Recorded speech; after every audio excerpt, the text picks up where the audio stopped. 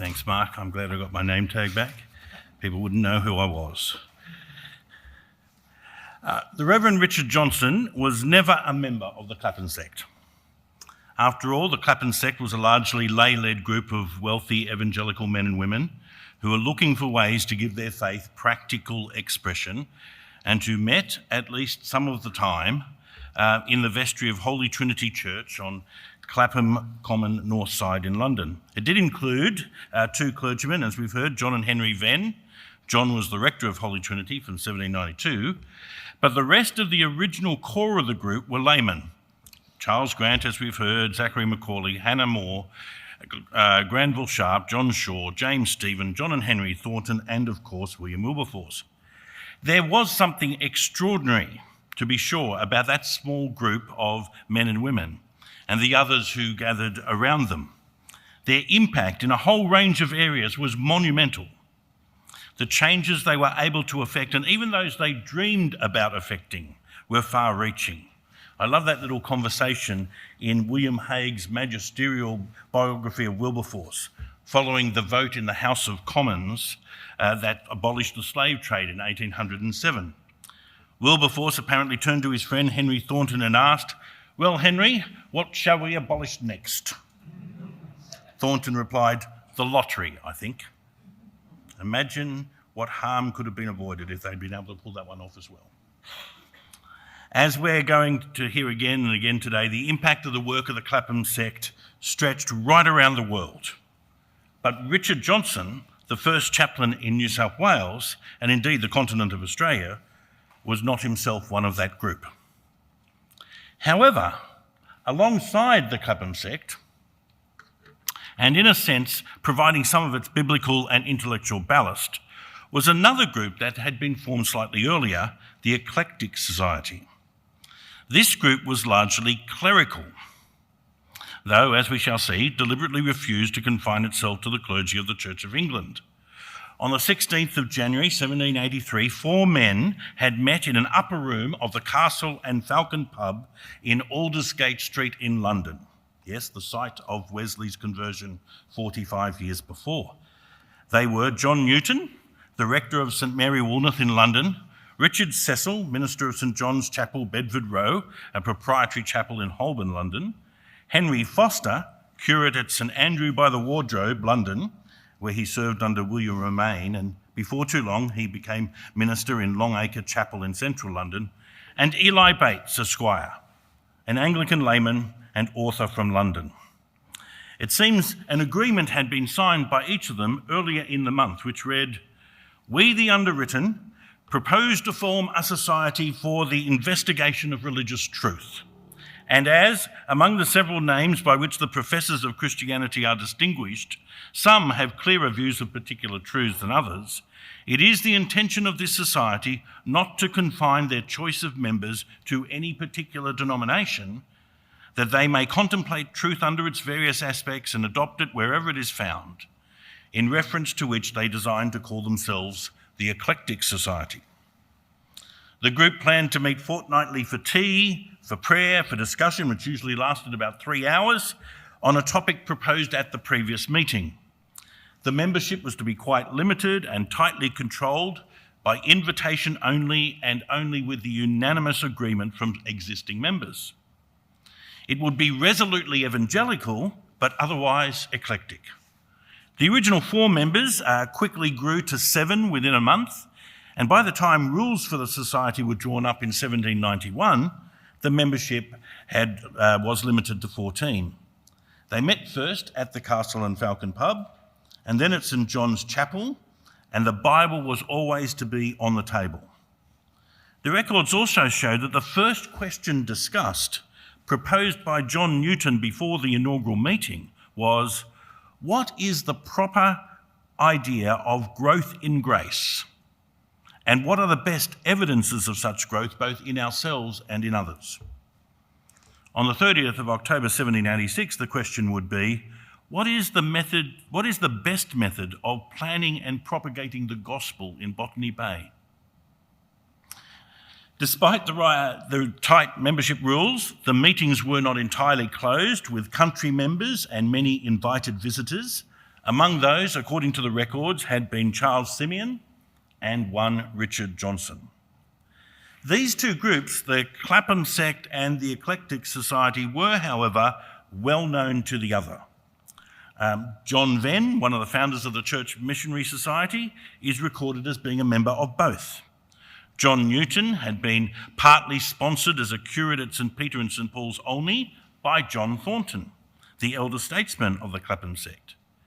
Newton had first met William Wilberforce in 1771 when the latter was 11, later had a significant role in Wilberforce's conversion in 1785, and remained Wilberforce's spiritual mentor through the first 2 decades of his tumultuous political career.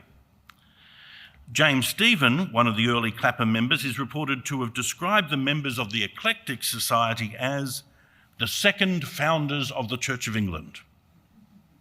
There were other links between the two groups as well, as we shall see. So it's hardly surprising that there should be discussion between them over how to take the best advantage of the opportunity connected with sending a fleet of soldiers, convicts and settlers to New South Wales, resulting in the proposal to send a Christian minister with the fleet and in identifying the right man for the job. So Johnson rightly belongs as part of our own discussion today, despite not being a formal member of the Clapham group himself. Well, Johnson's background.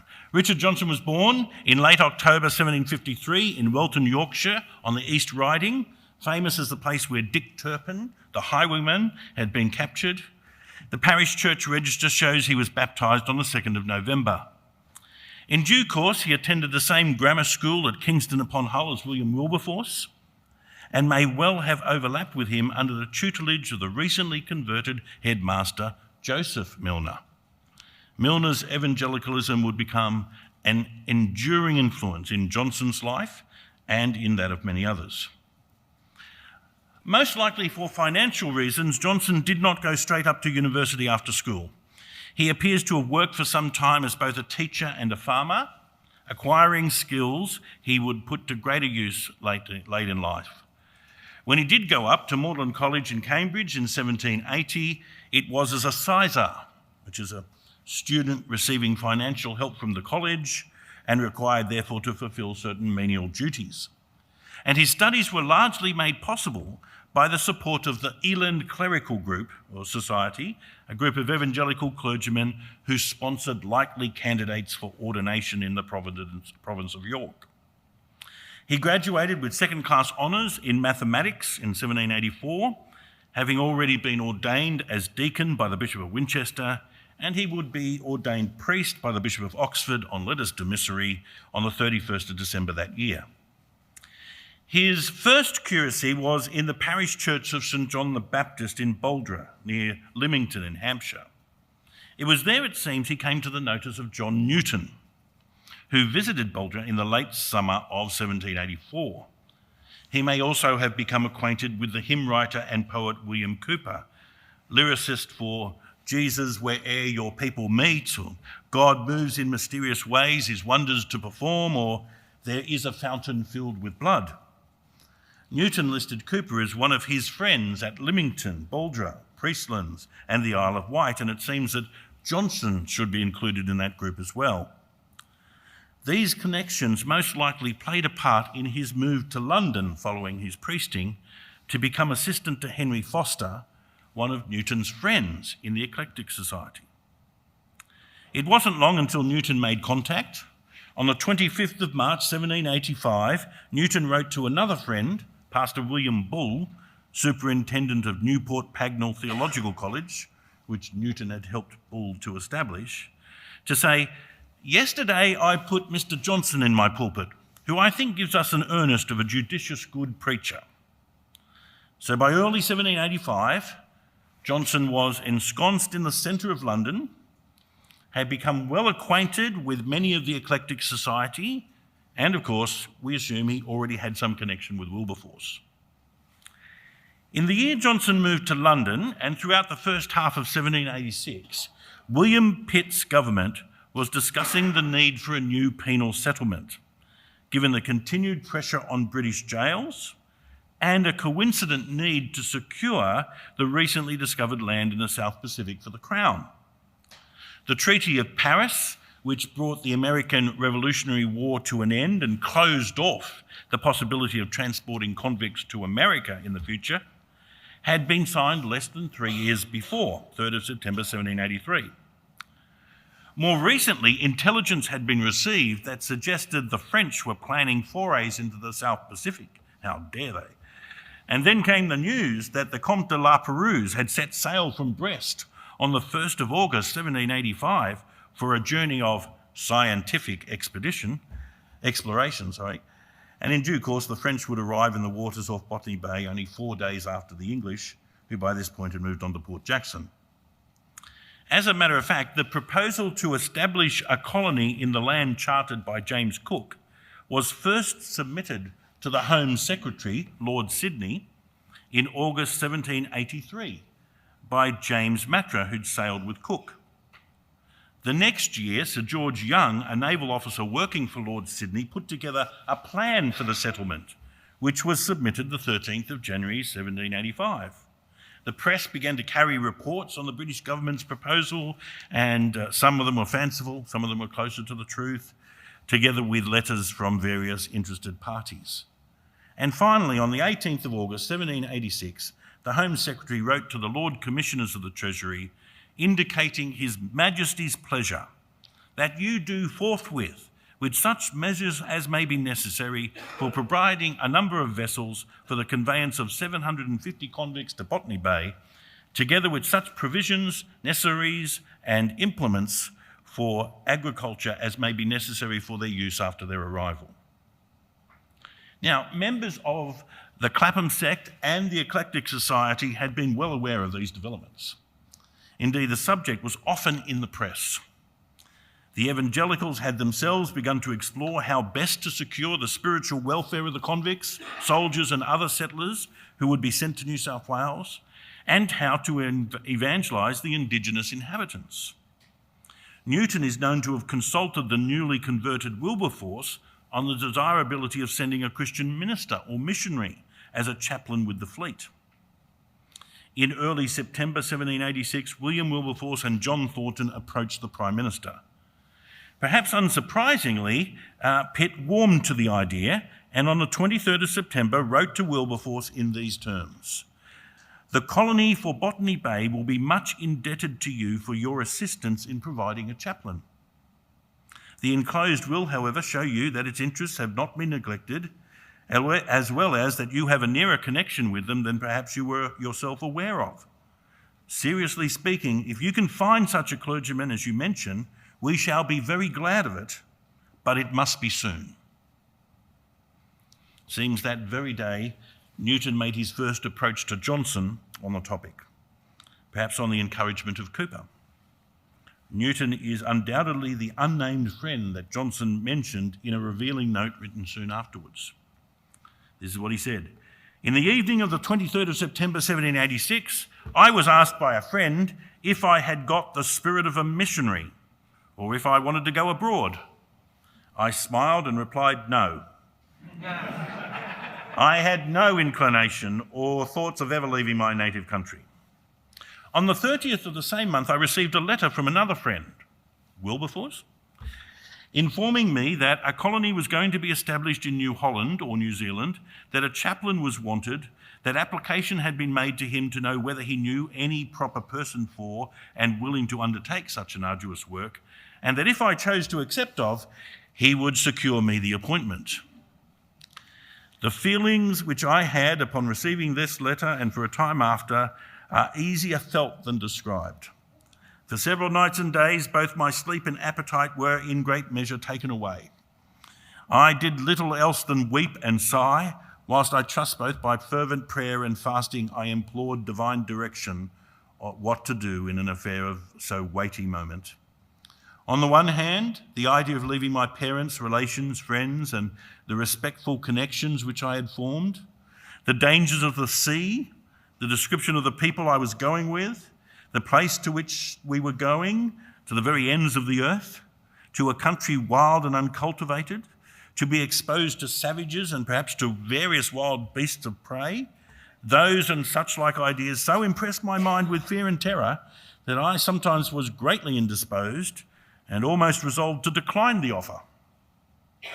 But on the other hand, when I considered the propriety, nay, the necessity of some person going out in this capacity, how the offer of the appointment was made to me, my situation at that time having no charge of my own, the hopes and prospects of being rendered useful in the reformation of those poor and abandoned people, the power and promises of God to protect me in any place or situation wherein in the line of duty I followed the leading of providence, and the prospects of glorious reward hereafter, laid up in heaven for all God's faithful servants and people. These considerations overbalanced and removed all my scruples and fears and induced me to give my free consent to enter upon this hazardous expedition. I then, by advice and direction of my friends, waiting upon his grace, the Archbishop of Canterbury, that's John Moore, upon this affair, who was pleased in a most respectful and condescending manner not only to give me his sanction, but also to wish me success equal to my wishes in so arduous, important, and dangerous an undertaking. So Johnson was not immediately enthusiastic. Newton and his friends knew that.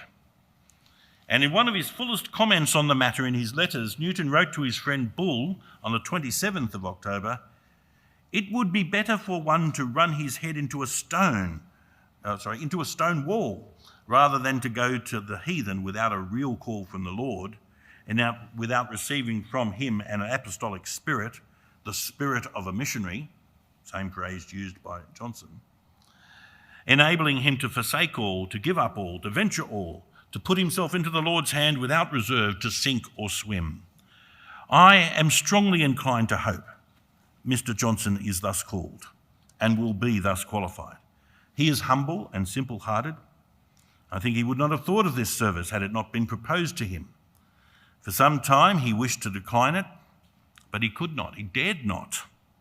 I believe he has now made up his mind, and several incidents have concurred to encourage him and me likewise in the hope that the thing is of the Lord.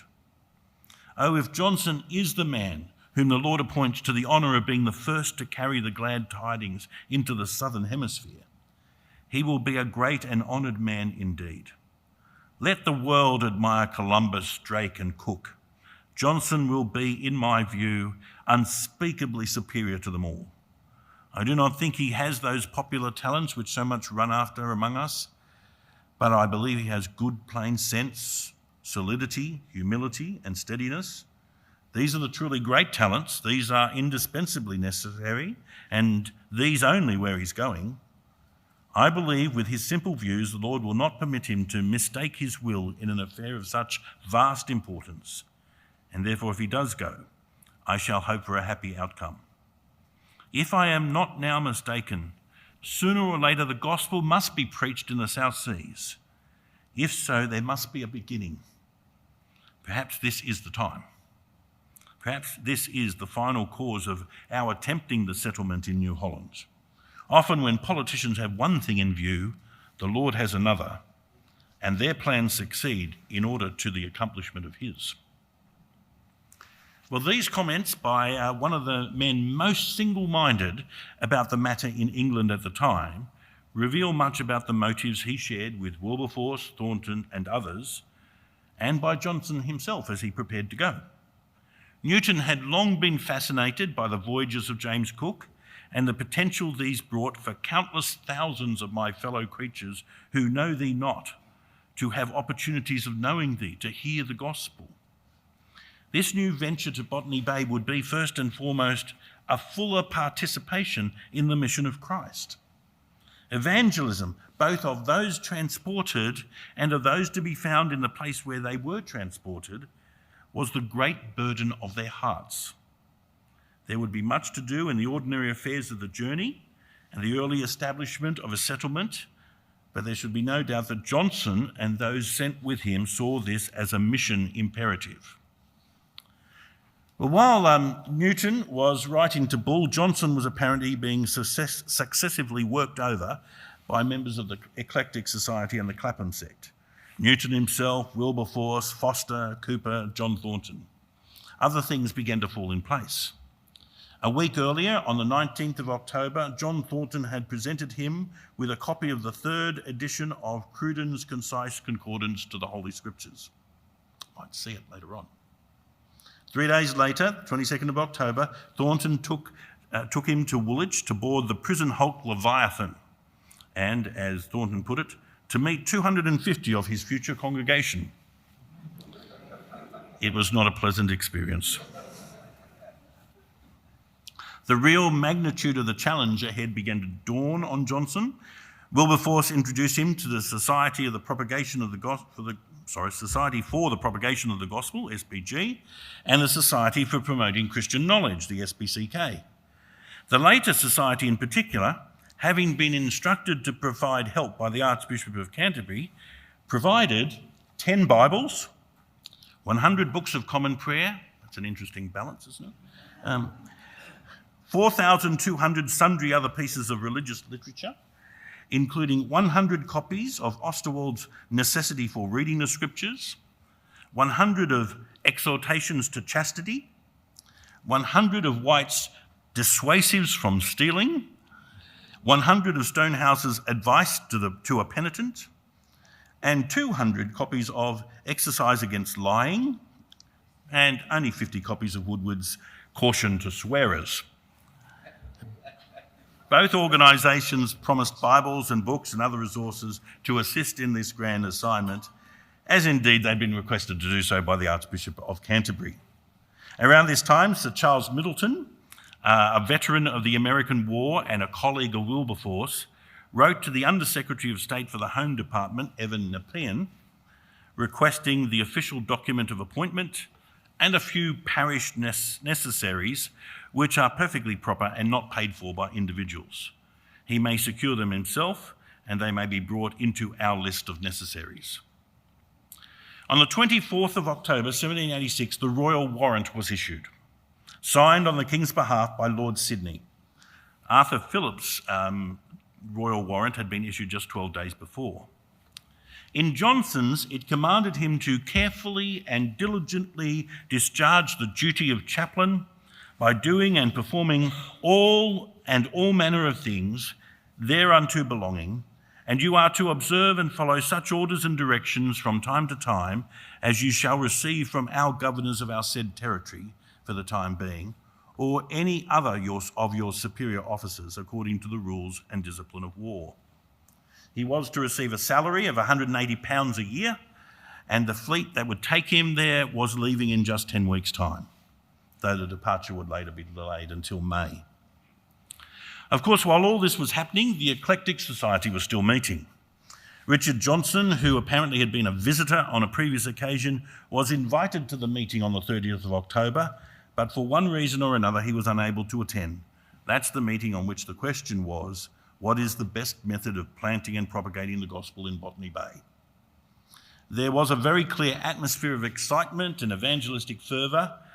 2 weeks later, Newton wrote to Wilberforce, "To you, as the instrument, we owe the pleasing prospect of an opening for the propagation of the gospel in the Southern Hemisphere. Who can tell what important consequences may depend on Mr. Johnson's going to New Holland? It may seem but a small event at present. So a foundation stone, when laid, is small compared to the building that is erected on it. But it is the beginning and the earnest of the whole. This small beginning may be like the dawn which advances to a brighter day and lead on to a happy time when many nations, which now sit in darkness and in the region of the shadow of death, shall rejoice in the light of the Son of Righteousness."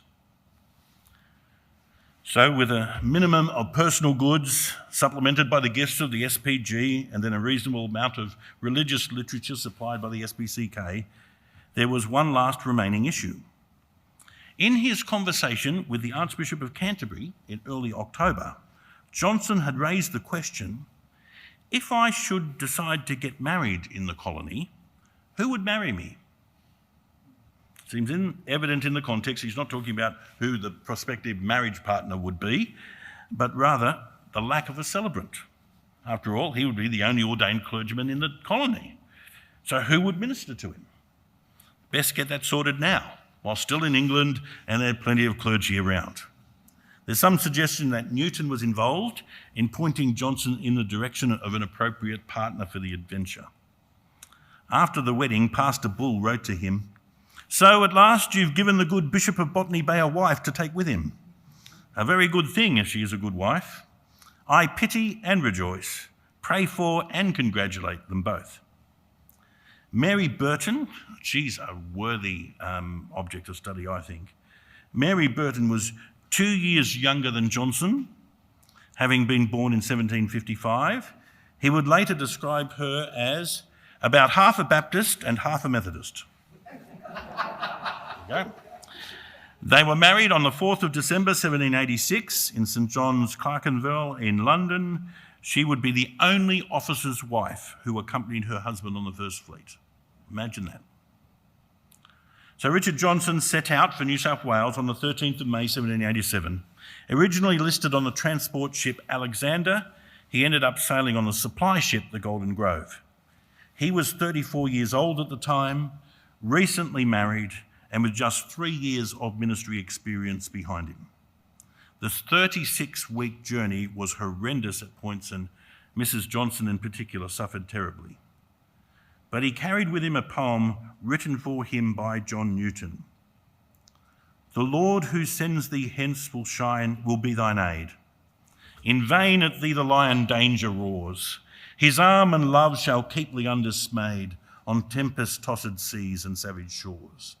Go bear the Saviour's name to lands unknown. Tell to the southern world his wondrous grace. As energy divine thy word shall own, and draw their untaught hearts to seek his face. Many in quest of gold or empty fame would compass earth or venture near the poles, but how much nobler thy reward and aim, to spread his praise and win immortal souls."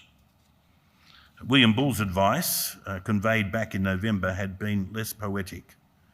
"You are going to the ends of the earth, and my prayer for you is that the Lord Jesus Christ may go with you. Pray that he may give you the hearts of those officers in the ship that go with you. They will prove a great trial or a great comfort to you. Your copper-coloured neighbours and your copper-hearted companions, when you get there, must have a gospel of but few ideas and fireworks."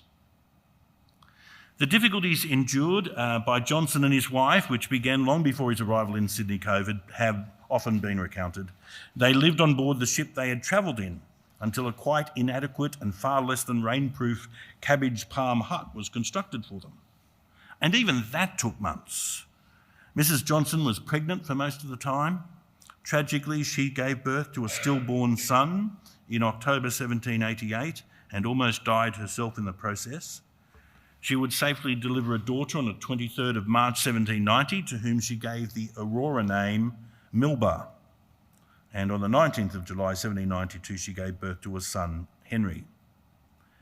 Though the royal injunctions issued to Arthur Phillip less than a month before they departed from England included a specifically religious concern, it is further our royal will and pleasure that you do by all proper measures enforce a due observance of religion and good order among the inhabitants of the new settlement, and that you do take such steps for the due celebration of public worship or as circumstances will permit. This would be interpreted by Philip in the most relaxed way possible.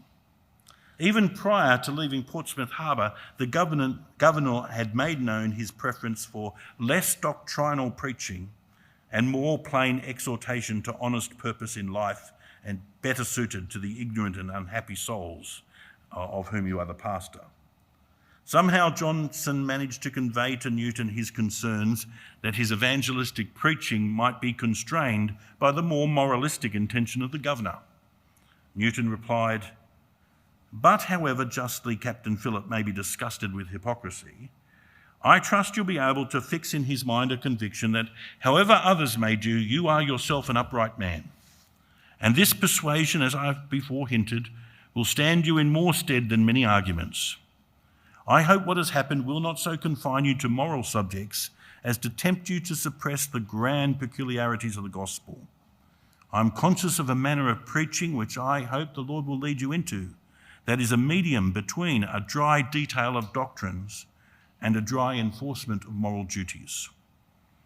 Church services were conducted in the open air, non-attendance was not addressed, and Johnson was still making requests of the governor for a place of worship 4 years after their arrival. He ended up building it himself, and the building was opened on the 23rd of August 1793. It was when he sought reimbursement for the construction costs from the Lieutenant Governor Francis Grose that Grose exploded in a letter to the British parliamentarian Henry Dundas, describing Johnson as a Methodist and a troublesome, discontented character. Sadly, this church building would be destroyed by fire just 5 years later, the 1st of October 1798. The Bibles and books he distributed were often sold for rum or torn up for waste paper. The assistant chosen to join him in the colony, John Crowther, set sail in 1789, but abandoned the venture after a shipwreck off the Cape of Good Hope, in which he lost all his possessions and only barely survived.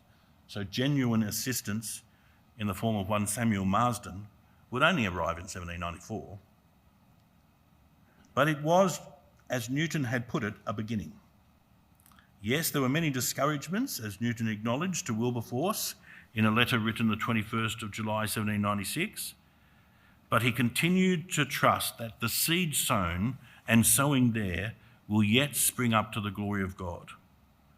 And this is how he put it to Johnson as Marsden was sent out to him.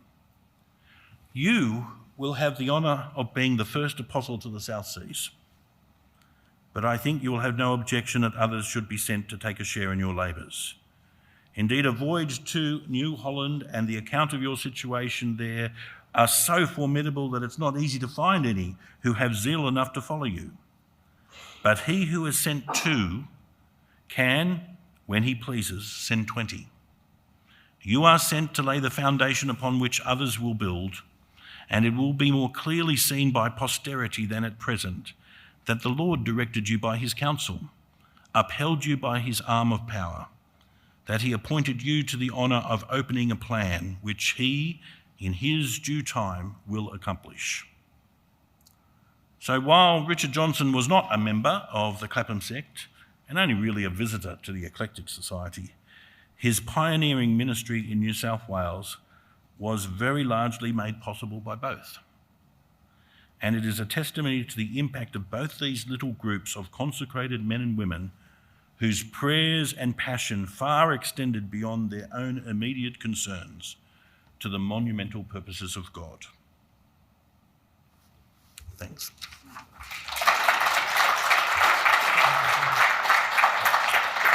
Thanks very much, Marcus. I mean, fantastic way to kind of get today's proceedings going, thinking about all these connections with our own story. Thanks for the questions that have come in. I've got a few. I might just combine a couple and give Mark a singular question, and then we can proceed to morning tea, and you can chase him down over morning tea with the other questions that we don't get to. But here are the questions I'm going to just combine together, Mark. One question is, where can you read records from the Eclectic Society? The other is, how much research has been done on Richard Johnson's wife? I understand from Jackie French's children's novel, she had a passion for educating the poor. So this is just, in light of Stuart's comment about the need for research, could you make some comments on what records there are of the Eclectic Society and maybe what records and sources we have for Richard Johnson's wife? How do we find out about her? There are records of the Eclectic Society. Some have been gathered by the John Newton Project, which you can find online, and they've been gathering materials together, and some by others who put together the constitution and the membership of the Eclectic Society, so there's printed work available. If I just go to your second part, and to Mary Burton, named Mary Johnson, she's such an impressive woman, and I know so little about her, and could find so little about her.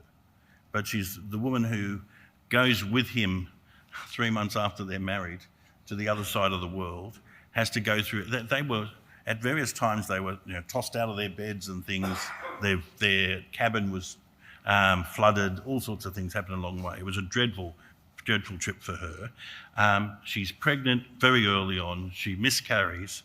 She has this child who she gives an Aboriginal name to. Why? Because she's actually involved in the life of Indigenous Australians. This is the wife of the first chaplain, who's actually does not see these as savages, but sees these as people that she needs to care for and people she needs to share the gospel with. And she calls her daughter Honora. There's a lot that's impressive about this lady, but there's not a lot written that I could find. And so if anybody would like to take up that project, that'd be a great one.